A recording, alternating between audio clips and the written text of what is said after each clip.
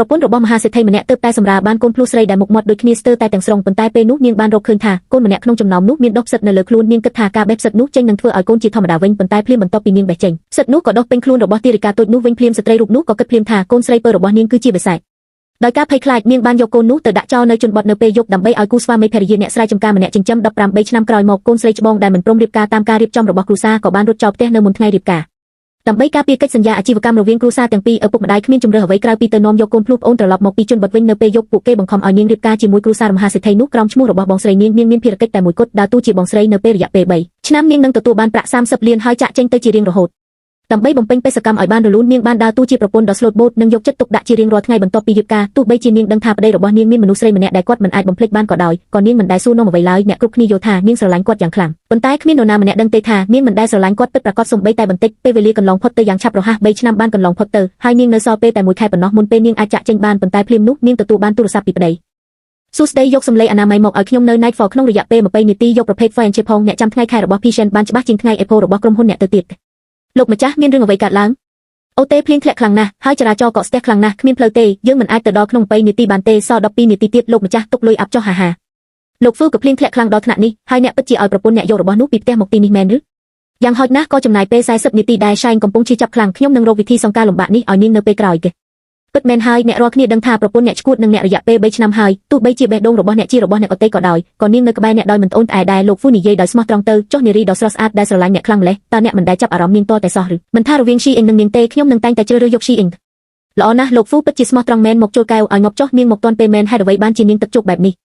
មិនមែនអ្នកប្រាប់ថាត្រូវការវាក្នុង20នាទីទេខ្ញុំខ្លាចថាអ្នកប្រញាប់ក៏ចុះពីឡានហើយរត់មកទីនេះពាក់នេះទៅហើយយកអានេះទៅបន្ទប់ទឹកស្រីតើជានរណាសំឡេងអនាម័យមកដល់ហើយក្រោកឡើងអូយ៉ាងឆៃតើអ្នកកំពុងធ្វើអ្វីប្រាប់ខ្ញុំមកហេតុអ្វីបានជាអ្នកជិះទឹកត្រជាក់ដាក់ឆេងអ្នកដឹងថាជារដូវរបស់នាងប៉ុន្តែអ្នកបែរជាឆ្លៀតឱកាសពេលនាងខ្សោយហើយជិះទឹកកកពីធំដាក់នាងអ្នកនៅតែធ្វើពុតជាចិត្តល្អពេញមួយខែនេះគ្រាន់តែដើម្បីថ្ងៃនេះមែនទេតើអ្នកដឹងទេថា She In កំពុងក្តៅខ្លួនខ្លាំងហើយសន្លប់បាត់ទៅហើយខ្ញុំមិនបានធ្វើទេ Fire and Chase តើក្តីមេដារបស់ខ្ញុំពេញមួយប៉ុន្មានឆ្នាំមកនេះធ្វើឲ្យអ្នកយល់ច្រឡំយ៉ាងណាសូមប្រាប់ឲ្យដឹងម្ដងទៀតអាពាហ៍ពិពាហ៍របស់យើងគ្រាន់តែជាអាជីវកម្មប៉ុណ្ណោះគ្មានអារម្មណ៍អ្វីទាំងអស់សេចក្តីស្រឡាញ់ដែលអ្នកចង់បានខ្ញុំនឹងមិនផ្ដល់ឲ្យអ្នកឡើយប៉ុន្តែខ្ញុំក៏មិនដែលចង់បានសេចក្តីស្រឡាញ់ពីអ្នកដែរហេតុអ្វីបានជាអ្នកនៅឈរនៅទីនោះសូមទោស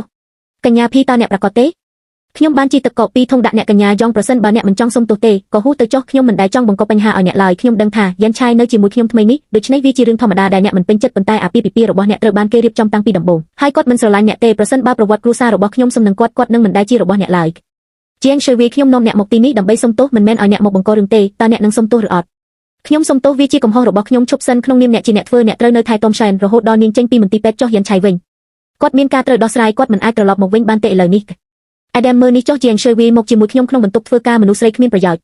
៍សូម្បីតែប្តីខ្លួនឯងក៏ថែមិនបានផងខ្ញុំនឹងឲ្យជំរឿពីដល់អ្នកឥឡូវនេះទូរស័ព្ទហៅគាត់ត្រឡប់មកវិញភ្លាមឬទទួលយកការដាក់ទណ្ឌកម្មពីគ្រួសារទោះបីជាខ្ញុំហៅក៏ Fire and Chase មិនមកវិញដែរម្យ៉ាងវិញទៀតខ្ញុំមិនអាចរំខានគាត់នៅពេលគាត់កំពុងនៅជាមួយមនុស្សស្រីដែលគាត់ស្រឡាញ់បានទេប្រសិនបើគាត់ខឹងកិច្ចសន្យារវាងគ្រួសារយើងអាចនឹងមានបញ្ហាធ្ងន់ធ្ងរខ្ញុំជ្រើសរើសយកការដាក់ទណ្ឌកម្មទៅនិយាយម្ដងទៀតមើលខ្ញុំជ្រើសរើសយកការដាក់ទណ្ឌកម្មពីគ្រួសារបន្តទៅតើអ្នកនឹងហៅគាត់មកឬអត់ខ្ញុំមិនហៅទេម្ដាយខ្ញុំធ្វើបាបអ្នកមែនទេហេតុអ្វីមិនហៅខ្ញុំមកវិញខ្ញុំមិនចង់រំខានការណាត់ជួបរបស់អ្នកជាមួយ Miss Pay ទេនាងស្រឡាញ់ខ្ញុំខ្លាំងណាស់ដល់ថ្នាក់នាងសុខចិត្តទទួលទណ្ឌកម្មជាងរំខានខ្ញុំនឹងស្នាក់នៅមន្ទីរពេទ្យហើយថែទាំអ្នករហូតដល់អ្នកជាសះស្បើយមិនចាំបាច់ទេអ្នករវល់ណាស់ខ្ញុំអាចមើលថែខ្លួនឯងបានខ្ញុំមិនត្រូវការឲ្យអ្នកមកប្រាប់ខ្ញុំថាត្រូវធ្វើអ្វីទេពេលខ្លះខ្ញុំពិតជាមិនយល់ពីអ្នកទេអ្នកគ្រប់គ្នានិយាយថាអ្នកស្រឡាញ់យ៉ាន់សេហើយនឹងធ្វើអ្វីគ្រប់យ៉ាងដើម្បីគាត់ប៉ុន្តែតើសេចក្តីស្រឡាញ់មិនមែនជាការកាន់កាប់ទេខ្ញុំរៀបចំផែនការដាក់អ្នកហើយធ្វើឲ្យអ្នកសុំទោសប៉ុន្តែអ្នកមិនមានប្រតិកម្មអ្វីទាំងអស់គាត់ធ្វើឲ្យអ្នកឈរក្នុងភ្លៀងហើយអ្នកក៏មិនប្រតិកម្មអ្វីដែរសូម្បីតែពេលនេះឃើញខ្ញុំស្និទ្ធស្នាលជាមួយគាត់អ្នកក៏មិនប្រតិកម្មដែរតើអ្នកស្រឡាញ់គាត់មែនឬអត់និយាយអ្វីមួយមកខ្ញុំគិតថាអ្នកគ្រាន់តែប្រើល្បិចនេះដើម្បីទទួលបានការអាណិតពីយ៉ាន់ឆៃទេមនុស្សស្រីអាក្រក់ទៅស្លាប់ទៅជីយ៉ាន់ឆៃសង្គ្រោះខ្ញុំផ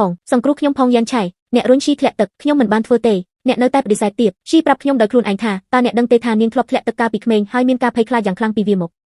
កយ៉ាងឈីវ៉ៃតើអ្នកមិនមែនជាមនុស្សចិត្តទូលាយពីមុនទេហេតុអ្វីបានជាអ្នកស្រាប់តែប្រែជាបែបនេះ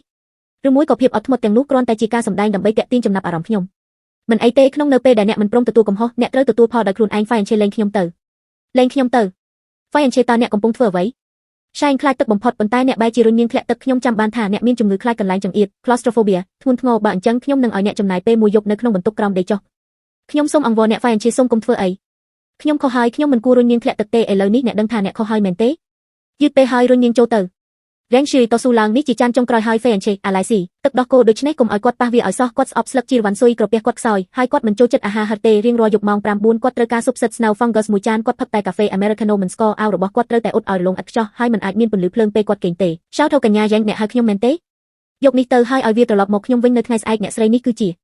គ្រាន់តែធ្វើតាមអ្វីដែលខ្ញុំនិយាយទៅកុំបារម្ភអីអ្នកស្រីខ្ញុំនឹងរក្សាវ៉ាឲ្យមានសុវត្ថិភាពអាពីពី3ឆ្នាំ Fenche ទីបំផុតយើងមកដល់ចំណុចនេះហើយនាងមកដល់ហើយអូកូនស្រីដ៏គួរឲ្យស្រឡាញ់របស់ម៉ាក់នឹកកូនខ្លាំងណាស់បងស្រីយើងមិនបានជួបគ្នាយូរមកហើយអ្នកនៅតែមើលទៅដូចអ្នកស្រីអញ្ចឹងប្រាក់30លានមិនឲ្យខ្វះ1សេនទេចាប់ពីពេលនេះទៅអ្នកគ្មានជាប់ពាក់ព័ន្ធអ្វីជាមួយគ្រួសារយើងទៀតទេសូមអរគុណតើអ្នករំភើបទេអ្នកប្រហែលជាមិនដែលឃើញលុយច្រើនប៉ុណ្ណេះក្នុងជីវិតរបស់អ្នកទេការមកជំនួសខ្ញុំរយៈពេល3ឆ្នាំគឺជាសំណាងរបស់អ្នកហើយអ្នកធ្វើបានល្អក្នុងរយៈពេល3ឆ្នាំកន្លងមកនេះហើយមិនឲ្យមានរឿងអ្វីកើតឡើងចំពោះកិច្ចសន្យារវាងគ្រួសារទាំងពីរឡើយទៅរស់នៅជីវិតដែលអ្នកចង់បានទៅប្រសិនបើគ្មានអ្វីទៀតទេខ្ញុំទៅហើយយ៉ាង Sherry លើកនេះអ្នកអាចរស់នៅដើម្បីខ្លួនឯងបានហើយ